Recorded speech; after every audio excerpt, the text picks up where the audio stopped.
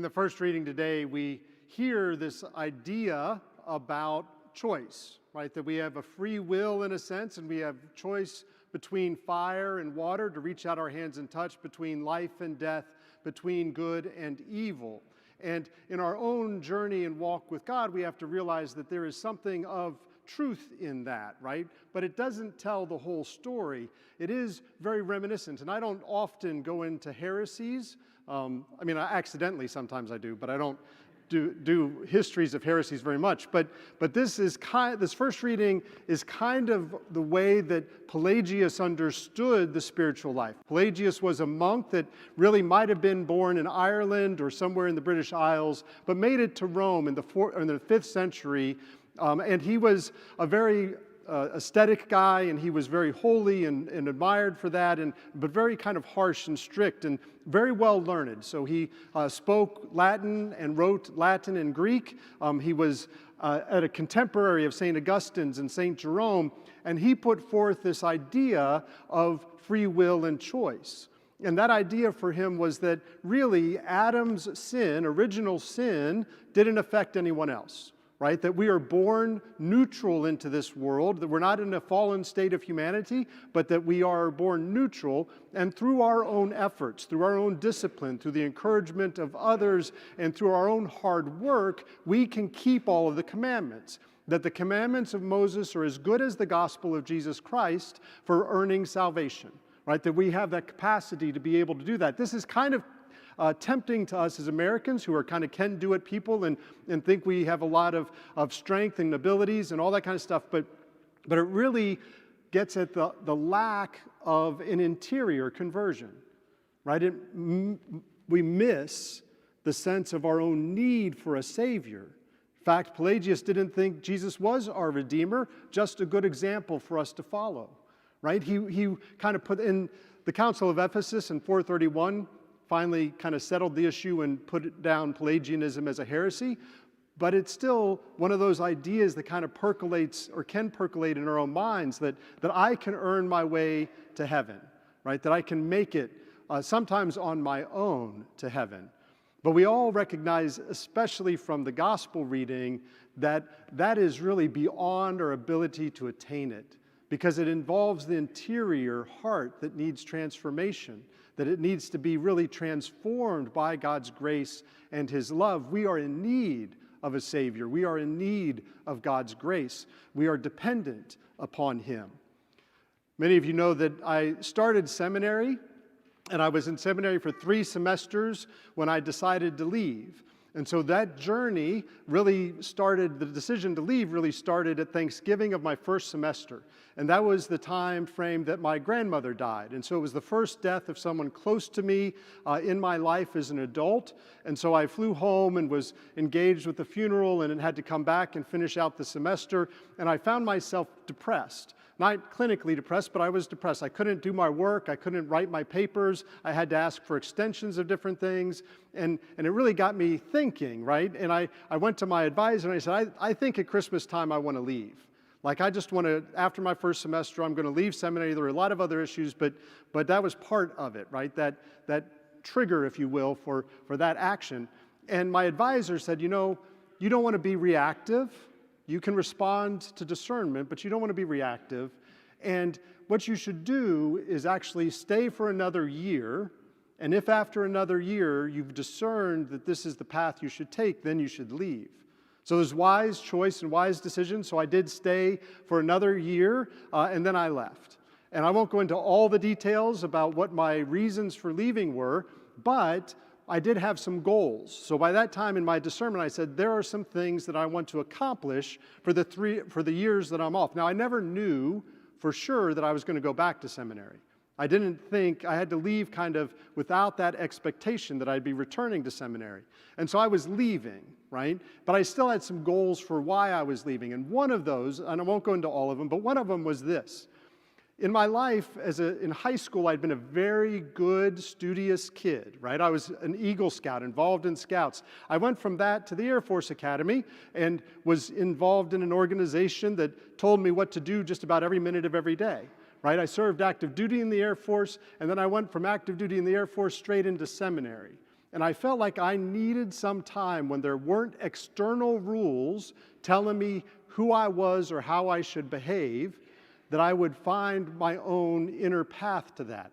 What would my choices be when it wasn't predetermined on the outside of me what I should be doing? Now, many of us go through some kind of maturing process and we come to that. For me, I felt it was an important part of why I left seminary. And so I came back to Louisville. I got a job as a general manager at a production company over in Bluegrass Industrial Park. And so I was working there and doing a lot of different things and got my own apartment kind of for the first time. I was doing some other, building friendships, doing some other stuff. And it was a good time. And I made some horrible mistakes, right? I've told you in the past couple of weeks at the homilies here at St. Pat's that, I was going to Mass every day during basic training. And the one time I didn't, that I stayed away from Mass during basic training, I went back to my room and I got yelled at for an hour in the hallway by the upperclassmen, that was my own motivation for going to Mass every day for that whole thing. And then once the semester started, I stopped going to Mass every day, but I was going on weekends, and then I went home for Thanksgiving, and Grandma said, "Oh, how wonderful it is that you're going to Mass every day." And I lied to her. I said, "Yes, it is wonderful that I'm going to Mass every day." But I had resolved when I went back to the academy that I would go to Mass every day as often as I possibly could. So I started that, and there were a whole host of things that went on with that. This was one of the times, probably the most extended time in my life, that I didn't go to Mass. Right? I wasn't going to weekend Masses. I wasn't engaged or involved in a community. I wasn't connected or didn't register in a parish. And pretty much all the other times of my life, I'd been doing that. And so I had some regrets about that. And there were other mistakes, bad decisions, sins that I was committing, things that I was doing that really weren't life-giving to me. And eventually, I recognized that. Right? Eventually, I was like, I think that what I want to choose is Christ. What I want to be is part of the church. I need the community, that I'm just not doing this very well on my own, and that I want to be part of that body of Jesus, right? That's important to me. It's part of my values. And so I kind of had reaffirmed that and parts of that. And so I re-entered seminary after 3 years. I went back to seminary, and part of that was in great freedom. Like, I knew that I was following where God wanted me to go, not because I was sure I was going to be a priest, but because I felt like I owed it to myself, to the church, to see if God was still calling me to the priesthood, right? So it was a freedom to enter in to that, not predetermined, but kind of open to what God would do and where He would lead, right? In the gospel reading today, we're hearing from the continuation of the Sermon on the Mount. So we heard the beginning of that sermon with the Beatitudes and how that has kind of continued. Jesus, you might already say, we already heard one sermon today, Father, why do you have to keep preaching?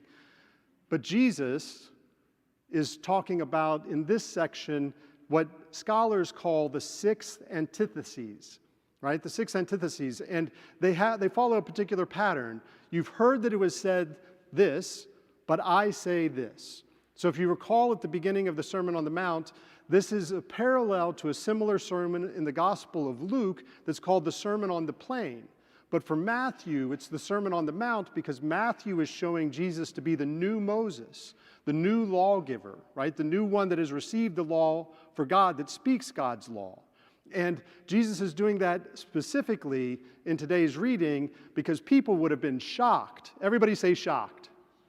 They would have been shocked that Jesus would have had the audacity to say, you've heard that it was said in the Torah, God said this commandment, but I say to you this, right? He was asserting in many ways his divinity, that he was speaking as God, right? He was adding to our understanding of the law in a new way. I mean, it really is shocking to the people of Israel that he would have been speaking this way. And we hear 4 of the 6 antitheses in today's reading. So the ones that we hear, do you remember what they were? Killing, don't be angry, right? So about killing, about adultery, about divorce, and about, what was the 4th one? Do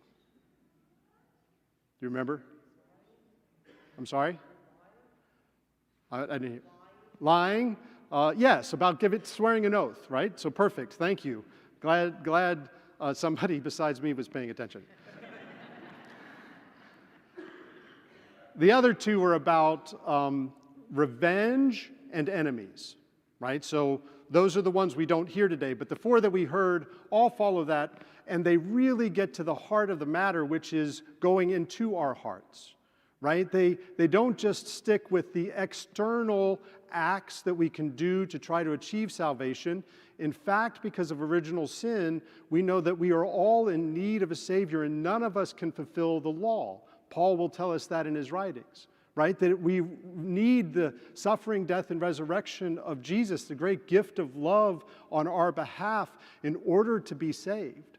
That it is something that we need to open up to inside, not just in whether we're following all the exterior behaviors, all the exterior actions, all the exterior things, but it moves us not just into avoid killing, but to work on the anger in our hearts. Right? What is the source of our sinfulness? Where do we need God? And so as we come to this Eucharist and we hear this preaching of Jesus and sort of the radicalization of this new vision of what the commandments mean, not just a set of exterior things, but a recognition that on the inside we need God's redemption, we need His salvation, we need His justification, we need His presence. We need God's grace. So we're responding, not achieving, right? We are receiving, not working for it. We are opening up our hearts, not kind of getting prideful and think, well, we can do this all on our own.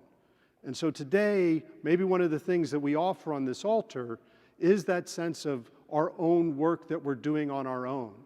And instead, we open our hearts to God's great love for us, that He has given us the greatest gift in His Son, that He calls us to receive His love, that we are responding to that love. May God draw us deeper within, to the deepest place possible, where we can truly encounter His presence and His love.